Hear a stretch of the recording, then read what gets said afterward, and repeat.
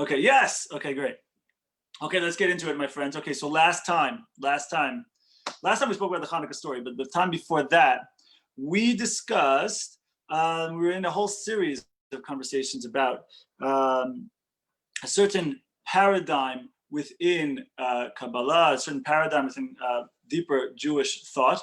I want to skip over now and take it from another angle.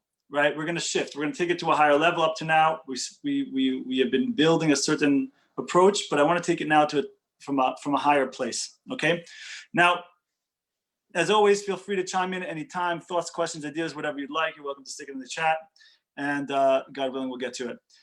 And so this conversation begins with a simple question, and the simple question is, what do we mean by simple? Okay. What do we mean by simple? Or in Hebrew, I kind of started giving the answer there. In Hebrew, what do we mean by pashut? By pashut. So a lot of times people will answer what we mean by pashut is like the simple understanding, right? Like a lot of times for those who have a little bit of Jewish background, you know that a lot of times we're talking about trying to find we're trying to uncover what is the pshat of something, of a pasuk, of a gemara. What is the meaning? What's it trying to teach me? So we define this as the simple meaning.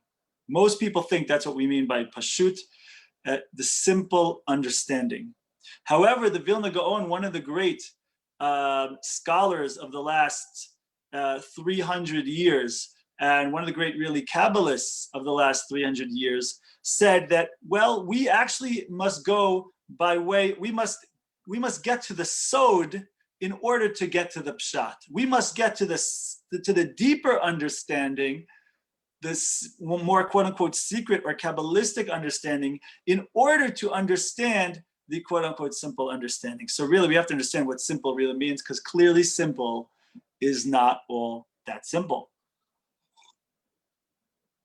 And so if we look a little bit closer and a little bit more literal at the word pshat or pashut, so we find it's related to the Hebrew word lehafshit. Lehafshit means to undress. What does that mean?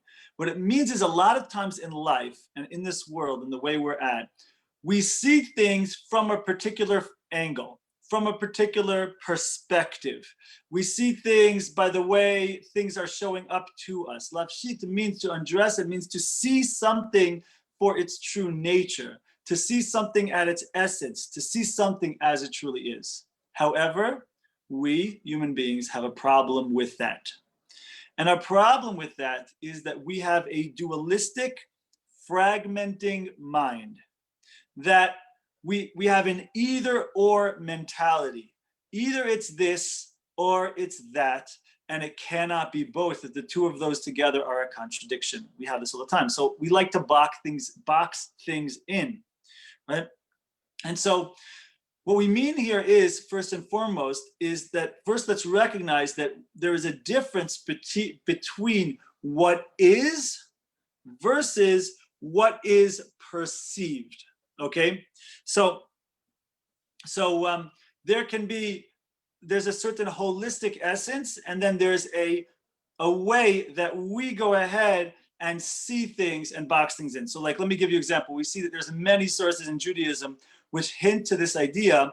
And when we give over this idea here, once we understand the idea we're going to talk about today, when we understand this clearly, we can take a look back onto Judaism and uncover a whole new layer of understanding of so many things. So let me give you a simple example that anyone who has any kind of like Jewish background or whatever at all will recognize this, that there is a verse at the end of prayers that we say, and it goes like this. Sometimes they even sing a little tune with it. It goes, V'nemar v'haya Adonai lemelech al kol haaretz hayom hu yeh Adonai echad u'shemo echad.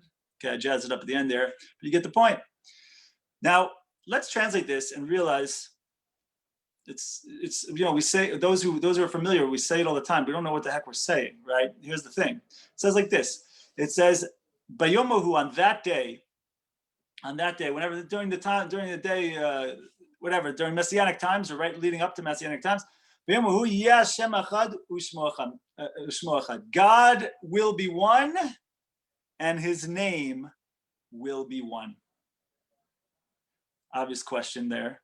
What the heck is this talking about? Does God have is he experiencing an identity crisis? Right? What does it mean? Isn't he already the one king, so to speak? Isn't God already one? Right? So that's we have to understand what we mean by all of this, right? What does it mean that God will be one and his name will be one? So interesting, the Talmud comes along and actually explains that no, God will be one. The truth is we already have that. God is one. But that his name will be one, that's what's going to be different to Messianic times. So let's explain what we mean by the idea that God is one. And then we'll also explain the idea, what it means about these names. Okay. So firstly, let's understand when we're talking about the idea that God is one, let's understand that we don't mean, when we say that there's one God in Judaism, we don't mean one as opposed to 2, 3, and 4, right? Like, okay, these guys, they say there's 3 gods, but we say there's only one of those. No, what we're saying is that there's one God as opposed to the concept of numbers altogether, right? So it's beyond the concept of quantity, right? And we've talked about this in the past. The concept of what we mean by God in Judaism is an infinite being. And what we mean by infinite is, again, just like the word describes, infinite, that which is not finite, that which is beyond the beyond limitations of time and space. Okay, so when we're talking about this concept of the infinite being, infinite means that there's not 2 of those, right? That would imply space, right? Typically, that's how we understand infinite. So when we're talking about God, yes. So that means that this is the idea of that's all there is really at the core, right? What we say in Hebrew, "Ein od milvado," there's nothing other than Hashem. There's nothing other than God. That's all there is. Now, so what does it mean though that his name will be one? His name will be one means like this. How many of us truly perceive what I just said? How many of us truly perceive the idea that it's all God? You wake up in the morning and you're like, you look at I don't know what you look at, right? But you just see God right in front of me right now. I have a camera, phone. I have a cup. I have some papers. I have a battery pack. I have a desk. Right? But so that's what I'm seeing. That's what I'm perceiving. Right? Are you perceiving the infinite source of which you are a part and an aspect of? So probably at first you're not, right? The idea is, when we're talking about the names of the infinite, when we're talking about the names of God, the idea that God's name will be one is not only is God one, that we already have, but that God's name will be one means that we'll be able to refer to God as one. We'll be calling God one. That will be our perception. That will be our relationship. That will be something that we perceive readily, right? And so this is what we mean a lot of times when we talk about the idea that, when we talk about the idea that God has many names, which I'm sure some of us here have heard before, right? What does that really mean?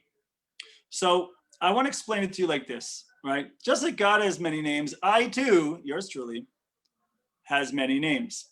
Some people call me dad. Some people call me friend. Some people call me teacher. Some people call me space cowboy. Dun-dun-dun-dun. No, anyone? 70s? Nothing doing, okay. So what does it mean to say? It means to say very simply that when someone calls me any of these names, right? Let's start there. When someone calls me any of these names, are they truly getting to the essence of me? No. They are calling me the name that they're calling me based on their relationship to me, their window into me, and how I am showing myself to them. Isn't that true? So that means to say, if you were to round up all of these different modes of perception and relationships, and you were to gather them all together, would you still have the essence of me? No. Even there, you have all these modes of perception, but still you haven't gotten to me, right? So the truth is, though, that I also do have a name of essence, right? And that name of essence, what's called in Hebrew Shem HaEtzem, of course, is Eliyahu Yaakov, my Jewish name. That name includes within it all of those other names. And all of those other names are an expression and a window into my one true name, my one name of essence, Eliyahu Yaakov. Do you hear that idea? So just like we have that, God also has that too. God also has many names that we call God by one name or another name based on how he's showing himself to us and how we are receiving him at that particular time. We're receiving that relationship at that particular time, right? And on top of that, in addition to that, we find that God also has a Shema Etzem, a name of essence, just like we do, right? God's name of essence, usually we understand it as the Yud and the Hey and the Vav and the Hey, right? Now, what does that mean? Let's explain it real quick, right? Yud and Hey and Vav and Hey, and don't worry, we'll get to the whole third eye thing in a minute. Just hang in there. All right. So the Yud and the Hey and the Vav and the Hey, right, are letters that make up the Hebrew words Haya, Hoveh, and Yehiyeh, which literally mean was, is, and will be. So why is that God's name, quote unquote, name of essence? Because every other name, every other window of perception that we have fits into that, right? Because the idea is that our first mode of perception of Hashem is that he's beyond anything that we know, beyond time and space, and everything in time and space is included within the infinite. Like we just said, God is one. And so every other name is an expression or a window into that name. All right, who's with me? Have we like floated up too much into space yet? Hopefully not. So stick with me. Let me just add one more point to all of this. Everything we just said starts to make sense. So when we say that line, Hashem echad u'shmo echad, God is one, which of course we already have, that's already reality, but his name is one, that's our perception, right? This starts to explain things like that number one mantra that we have in Judaism. What is the primary Jewish mantra that we have? Anyone know? Yeah, Rebecca, go for it. I see you click unmuting. Go. Can you unmute? Let's see, is that possible? No, you can't. They won't let you. Okay, fine. So I'll tell you what it is. You ready? No one's writing it in the chat. Fine. The Shema, my friends, the Shema. Shema Yisrael, Adonai Eloheinu, Adonai Echad. Right? What is that saying? What is that saying? Someone hearted the Shema. That's awesome. Okay, what is that saying? Shema Yisrael, Hashem Elokeinu, Hashem Echad is saying it's all. Shema Yisrael, Hashem Elokeinu, Hashem Echad is saying it's one. It's all the one God, all the one infinite God. Right? What do we do when we say Shema in Judaism? Anyone know? Cover the eyes. Right? Why do we do that? Very simple, because everything we're saying right here. Because we're saying that it's all God, and yet if my eyes are open and I look around, everything I'm seeing, my first perception seems to stand in contradiction to that, right? Again, look around, I see a table, I see a couple of cups over here, I see a phone. Do I see the infinite source of which we're all a part and an aspect of? So at first glance, no, I do not. No, I do not, right? And so we cover the eyes for that, for Shema, right? And by the way, since now I know you're going to ask me, hold on a second, why do we say Baruch? The next line, Baruch Shem, we say quietly, right? That's because Baruch Shem isn't about the higher reality. Baruch Shem is about our perception. Baruch, to bless something, right? Baruch, which means blessing. It's doesn't just mean blessing in the way we typically understand it. The classic Hebrew, Baruch, Brecha in Hebrew, classic Hebrew means a spring. In modern Hebrew, it's like to go for a swim, but in classic Hebrew, it's like a spring forth of water. And so Baruch Shem is that may the name be flowing forth. Again, the name of Hashem, our perception of Hashem, our relationship with Hashem should be ever ascending, should be increasing. Our understanding and perception of God should be increasing within us and within the world, right? So what does that mean? Why do we say that quietly? Because the idea that it needs to be increasing seems to include within it a little bit of an insult, a little bit of a slight, right? Because like that seems to imply that it's not all complete right now. It's not full right now. And so we say it quietly, but really what's the problem? The problem is on our side of things, right? That we don't perceive Hashem in a clear light. And so we say it quietly. And so why am I speaking to you about all of this? Very simple, right? Because what this is sharing with us is that there is a difference between what is versus what we perceive.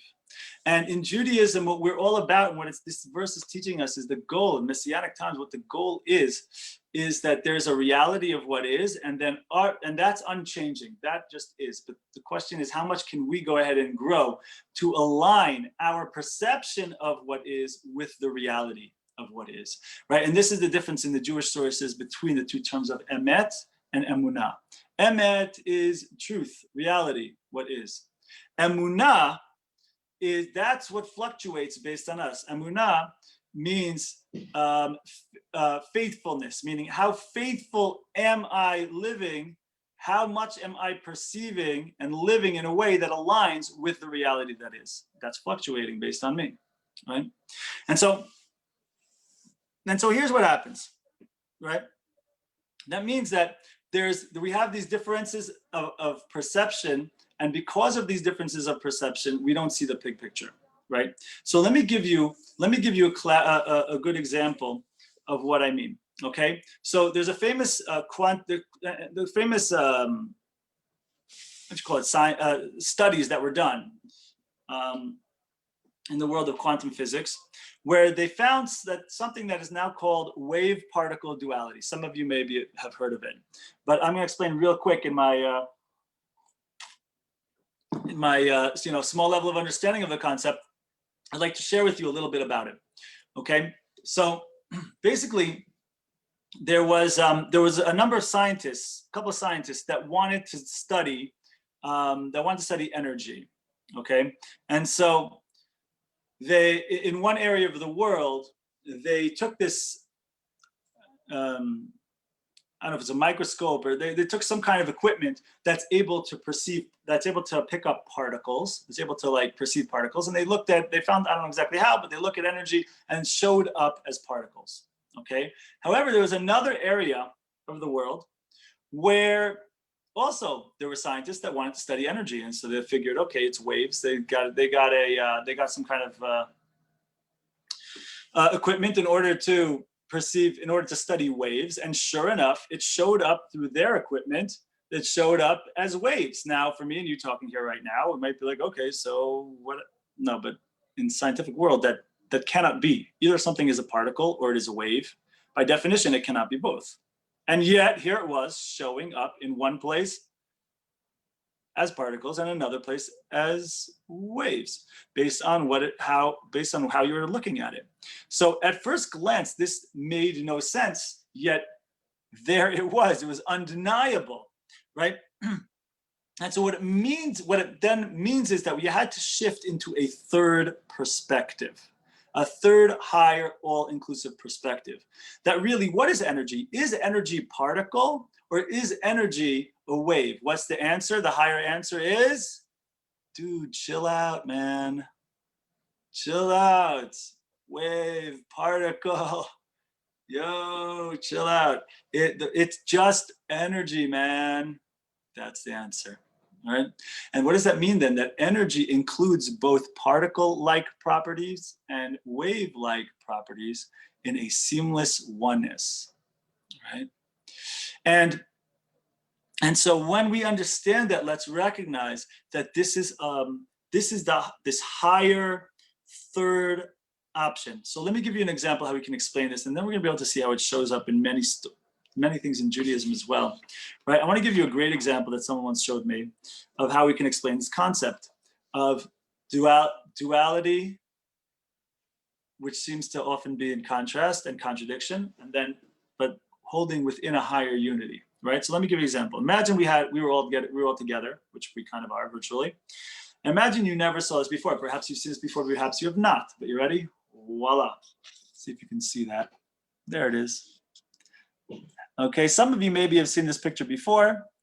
Other of you, how do you say that? Anyway, some of you may have seen this, some of you not. Let's assume here nobody has seen it before.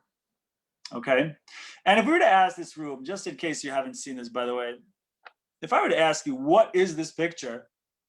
If anyone, feel free to type this in. What do you see when you see this picture? Right? What comes to you? Someone type this in. Let's go. What do you see? Rebecca, what do you see? Let's go. Woman. Oh, man. Leon, you're cheating.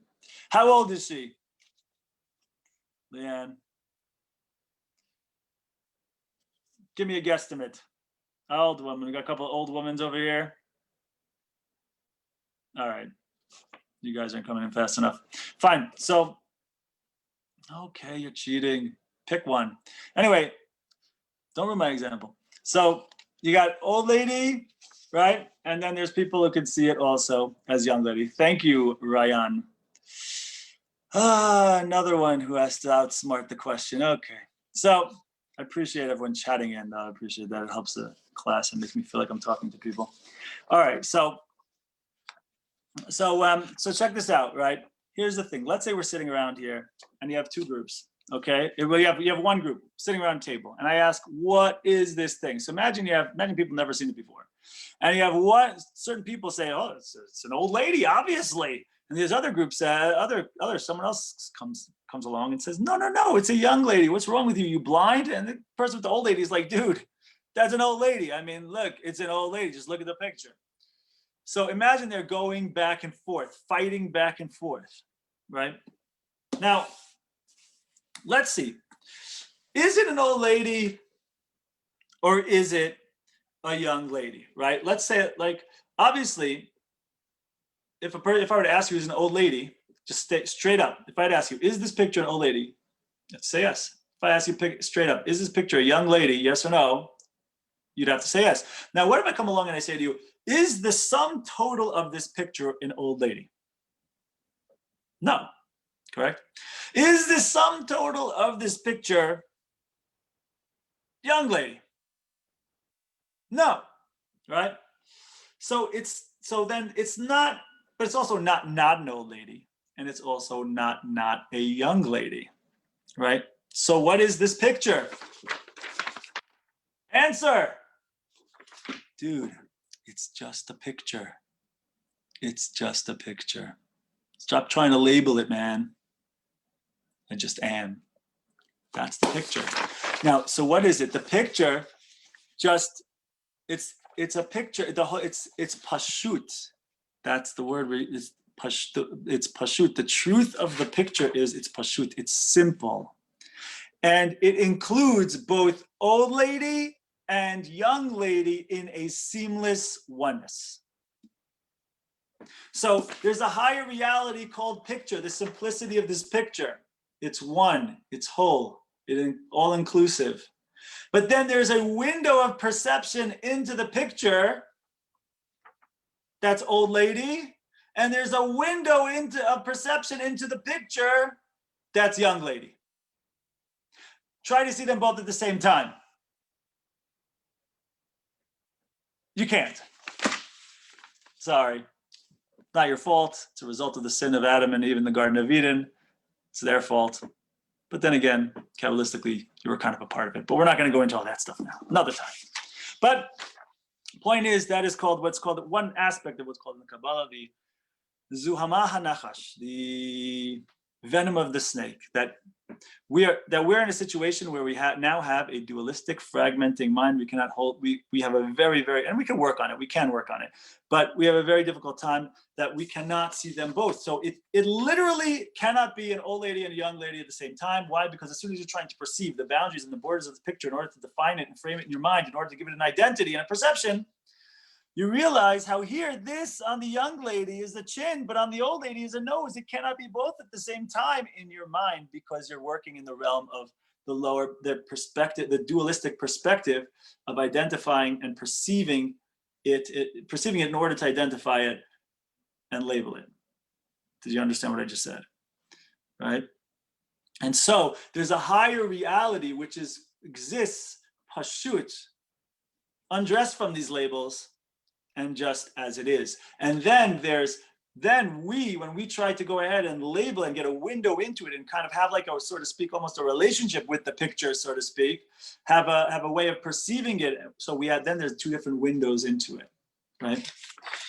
So can you hear the idea that everything I just explained to you is exactly the concept of what Judaism refers to as machloket. Machloket. What does machloket mean? Okay, so just for anyone who doesn't know, machloket means if you ever crack open the Talmud, there's no shortage of them, right? Machloket is a dispute, a disagreement. You're disputing, for example, what the Torah means to teach you. You're disputing what is the law in Judaism based on certain sources, etc. So there's an idea in Judaism that there are 70 faces to Torah. You ever heard that one? Shivim panim yesh Torah, something like that, more or less is the quote. There are 70 yeshivim panim Torah. I think that's it from the Midrash in Pekudei, if I'm not mistaken. There are 70 faces to Torah. Dude, what does that mean? So obviously, what we're talking about a face, we're talking about how we can perceive someone. I see them. When I see their face, I see them. I can identify them. Can you hear the idea in this really cool picture? Yesh shnei panim latmuna. There are two faces to this picture. So there's two ways I can identify this picture. There's two windows of perception I can have into this picture. There's old lady and there's young lady. How awesome is the Torah? If this is such a cool picture, it's only two faces. Imagine freaking 70 in here, huh? Pretty amazing. But can you hear the idea? What that means is, I could say the truth of this picture is that there is two faces to this picture. So a person could come along and look at this picture and say, I see old lady. I say, yes, that is a true window. That is true face to this picture. Another person can come along and say, I see young lady. And I'd have to say, yes, that is a true window and perception into this picture. What if someone comes along and says, I see hammer? Sorry, that's not a true revelation, not a true window into this picture. That is incorrect. And what if the person then comes along and says, yo, who are you to say? Who are you to say what I see? I see hammer, man. Say, sorry, you're still wrong, even if you can quote me a lot of, whatever, politically correct stuff. Still, sorry, there's no hammer here, right? And so, similarly, in Judaism, there's a teaching, Hamegala panim Hamegale panim shebatorah shalok halacha. Mixed up one of the words there. That a person is not allowed to go ahead and reveal a face in the Torah that is inconsistent with what is truly there, right? So it means to say that yes, there are 70 faces to the Torah. That is true. There are 70 correct windows of interpretation and understanding and modes of expression of the Torah, but it doesn't mean that anyone can just come along and say whatever the heck they feel, right? There's ongoing traditions about these things. So this is what the Arizal, the famous Kabbalist Arizal, would refer to as a machloket. That machloket, the higher holistic reality of Torah, is that it includes numerous different windows into it that are all kasher v'yashar. They're all kosher, right?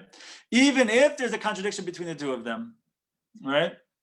And so this explains this, right? This is literally the contradiction. Old lady person means that this is a nose. The young lady person holds that this is a chin. Can't be both, but it is. So this is the same story also we find. This is also the same story we find in all of Judaism. This is why the Rizal says that machloket is the same letters as the words meit chelek. Meit chelek. The parts die out. That when we have and we assume upon ourselves the holistic picture and understanding of what Torah is, then the parts die out. That the idea that there's two sides that are in contradiction with one another, that falls away, because we see those both sides as complementary aspects of the greater holistic entity called Torah. And this is how the Arizal and the Kabbalists have understood the Torah, and ultimately the Talmud as well. It's not people arguing with each other. It's, well, there's arguments to take place, but they're in a bigger picture of a holistic, within a holistic reality in which they are complementary, right?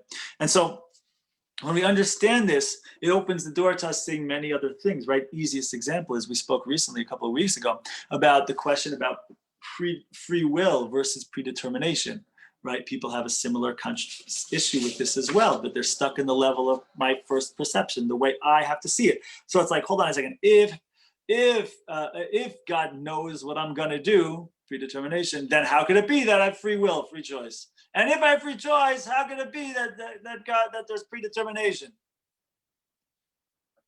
Answer is, dude, take a step back. It seems like a contradiction to us because we are in that either or mentality within the physical world. If it's this, it has to be that. So we gave a different explanation of it before, but here we're saying a more holistic headspace, which is like those two simultaneously are lower level understandings of what's going on in this world, and that can both be included within one higher, holistic, godly reality. And this is the amazingness and awesomeness of the oneness of Hashem, right? The oneness of the infinite, which can contain all of this.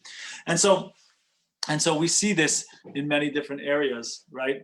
I give you another example also of this is in we find this within couplehood as well. Within couplehood as well, there's a reality. When there's a blessing we say in Judaism, it's very interesting. The blessing we say in Judaism, Baruch Hashem, Elokeinu melech haolam, Yotzer ha'adam. Blessed is God, the one who creates, the one who forms the human being. When do we say this blessing? Anyone know? So when would you think you say this blessing? Blessed is God who creates the human being. When do you think you'd say this? Gut response for most people would be, oh, is that the blessing you make when you have there you go, when you wake up in the morning. You think of Asher Yatzar maybe. But you'd think that you'd say it when you may wake up in the morning, right? God made me become alive. Or maybe when I have a child, maybe that's a blessing you say. But both of those would be incorrect, my friends. There is a blessing Asher Yatzar, that's after the person goes to the bathroom, separate conversation. Yotzer Adam, different one. Now, when someone dies, good guess. Some would say that that's the correct answer, but not for the reason that you intend. At a wedding, when somebody gets married, okay, when someone gets married, that is one of the Sheva Brachot, 7 blessings, the 7 benedictions, if you want to get King Jamesy, that we say at a wedding. Interestingly enough, right? Why? Because that's when the person is becoming whole. That's when you have the joining together of male and female. And so we find by the human being that the human being is a holism, which includes both the male side of the human being and the female side of the human being in a seamless oneness, right? Also think about it in terms of your own life. You ever met anyone, maybe you did this yourself, who said, I'm searching for myself. I'm looking to find myself. Anyone, everyone say that? Can you hear the idea that, some people say that to me, I'm like, I think you're right there. No? Never heard that? Okay, fine. So what does that mean to say? It means to say that there's one level to us and there's another level to us, and we're trying to contain different aspects of ourselves, right? So we have this going on within ourselves. We have this going on within people, also similar idea. That it's a funny thing that we find that there's these two bipolar things that seem to be contradictory, but they exist as one whole entity in this world, right? You get another one, another great one. We find right when the human being is created. Human being is created, it says that at the end of that day when he's created, on the 6th day, it says that, in the Torah, at the end of each day of creation, Hashem will say, God saw what he did and it was good, right? Familiar, the old heavenly God patting himself on the back, right? Okay, well, at the end of day 6, after God creates a human being, it says that that Hashem saw what he did and it was tov me'od, very good. And so the Midrash, the rabbinical teachings, ask the question, what is that ma'od referring to? What is that very good? And so the rabbinical teachings explain that that tov, the idea of good, that's because God created the yetzer tov, the good inclination. Ma'od, very good, that's that God created the evil inclination. Hold on a second. If it's very good, why call it the evil inclination? Why call it evil? And if it's very evil, why does God say very good? Why? Because again, first perception, second perception, right? And then we'll see that the higher third option is the true option, right? It's not a contradiction. Hold on. Either it's evil or it's good. How could it be? Well, let's explain, right? Let's explain, because the idea of the human being, the fact that there's the opportunity to do something negative opens the door for a person to be great, right? God had angels. If you just wanted everyone to do the right thing all the time and not have anything to think about, worry about, whatever, God has angels for that, right? But the idea that there's an opportunity to do something negative opens the door for us going ahead and doing something called growth, gaining, right? There's a famous self-help book from back in the day. I think it was called From Good to Great, right? And in there it says the greatest enemy of great is good. Stay static, right? But when we open up the door to the other side, that also opens the door to greatness, right? And so you find this all over in life, certainly in Judaism.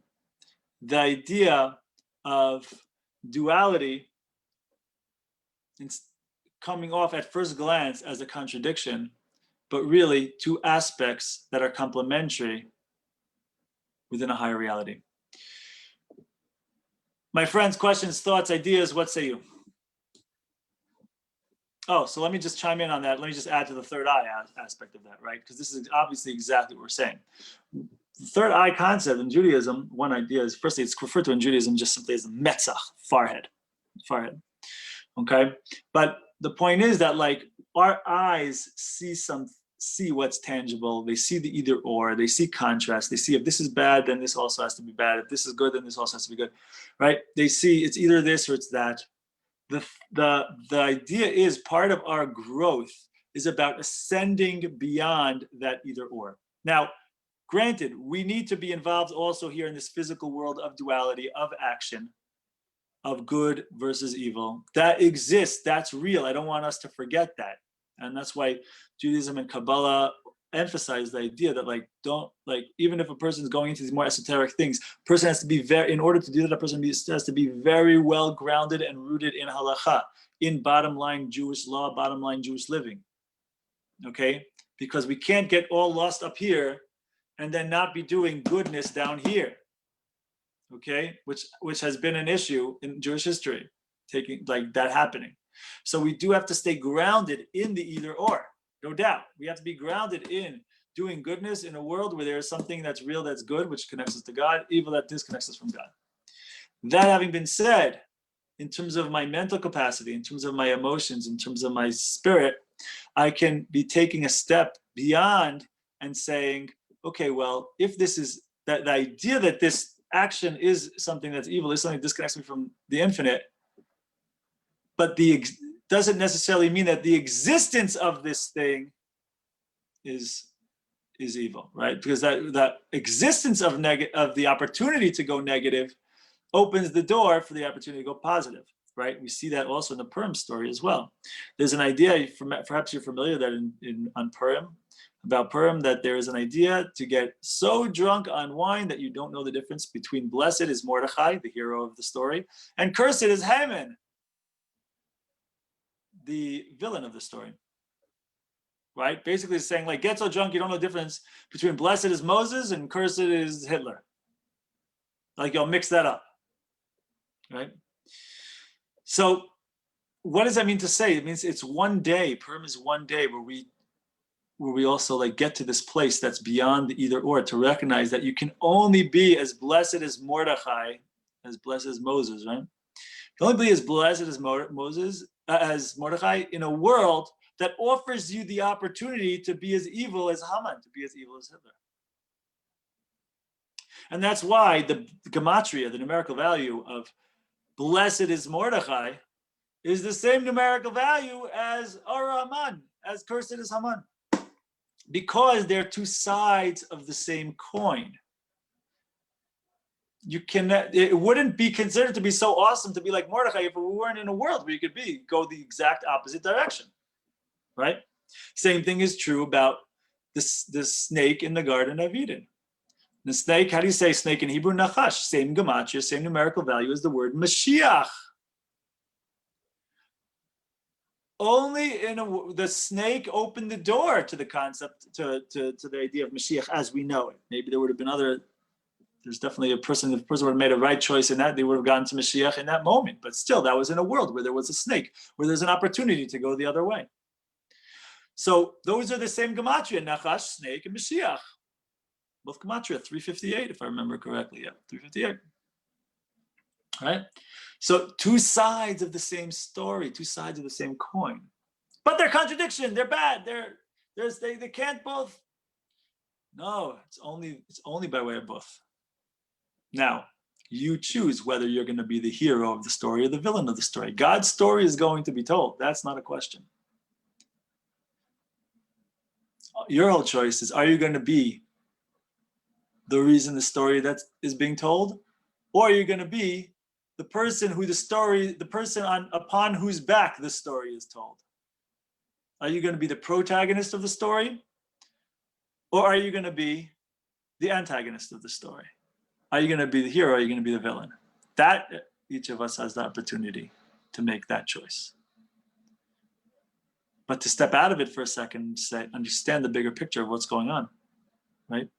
And to understand that also with that stepping out also comes, with that being able to step out of our initial just being glued to the physicality of this world, to the either or mentality of this world, etc. When we can step out of that a little bit, when we can get outside of our base feelings, our base desires, etc., I'm able to gain some self-control over myself or whatever, and be able to get on it, not always be in this number one to take mastery over myself. But then number two, to be able to get beyond the conflict all that much, right? So then I'm able to also start to feel a little bit more from a place of refinement, right? Tap into a little bit of a sixth sense, perhaps, right? So anyway, that's a little bit about the concept of duality versus holism, how we see it throughout Judaism and also in our own lives. And this is an aspect of working on ourselves to become higher, elevated, refined, choice-oriented, growth-oriented people. And it opens the door to a whole window of understanding a lot of different sources in Judaism as well. Questions, thoughts, ideas before we call it?